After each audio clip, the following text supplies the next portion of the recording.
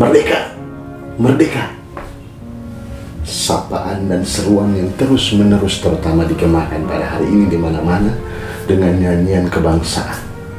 Di tengah bangsa yang sedang merayakan 80 tahun, tetapi bersamaan dengan itu banyak juga teriakan-teriakan pembebasan, kritikan kepada para pemimpin bangsa kita di tengah bangsa yang sedang tidak baik-baik ini. Realitas menunjukkan bahwa kita sudah merdeka sebagai bangsa, tetapi belum merdeka sebagai anak bangsa. Masih dalam bentuk penjajahan yang berbeda. Dulu karena kita dijajah oleh bangsa lain, tetapi sekarang kita dijajah oleh bangsa kita sendiri dengan berbagai kebijakan, dengan berbagai kepentingan politik dan lain sebagainya. Kita harus mengakui hal ini, bahwa kita sedang tidak baik-baik saja.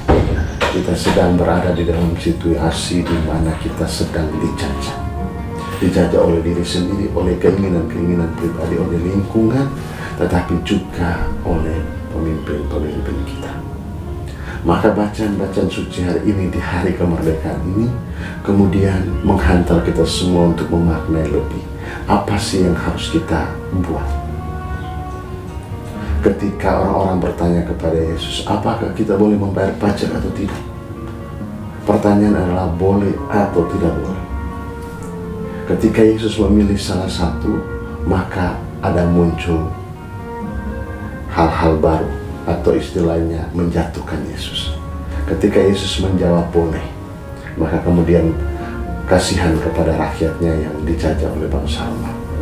Kalau mengatakan tidak boleh, maka dikatakan melawan kuasa Romawi dan lain sebagainya.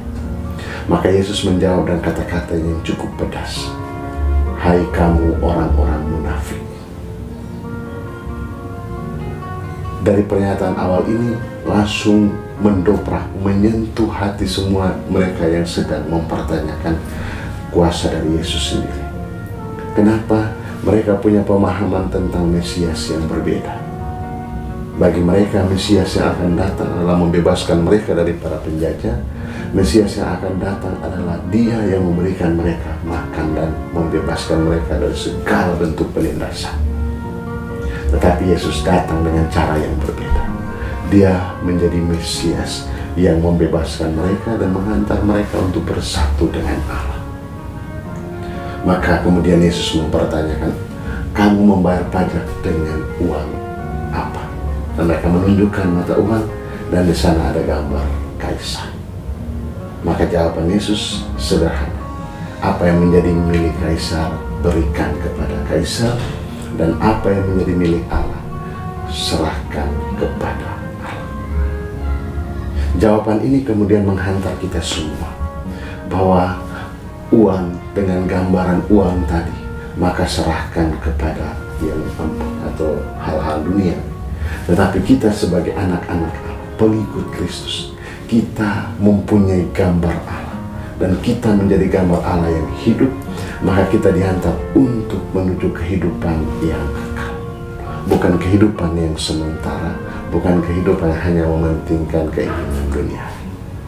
Bahwa uang itu perlu untuk hidup kita, tetapi pakailah uang itu untuk menghantar kita mengalami kehidupan yang kekal. Maka saudara-saudariku yang terkasih, sebagaimana pesan Rasul Paulus, mari kita hidup sebagai orang-orang yang merdeka, bebas dari segala belenggu, dan mari memerdekakan banyak orang. Memang kita mungkin sedang mengalami penjajahan karena ekonomi, karena relasi, dan lain sebagainya. Maka mari bersatu kepada Allah, biarkan kekudusan yang memurnikan kita. Biar darah dan airnya yang tercurah di kayu salib itu membebaskan kita dari segala bentuk penjajahan, dari segala kekhawatiran, dari segala kecemasan, dari segala kebimbangan. Dalam Dia kita memperoleh kekuatan, dalam Dia kita mendapatkan sukacita dan kebahagiaan.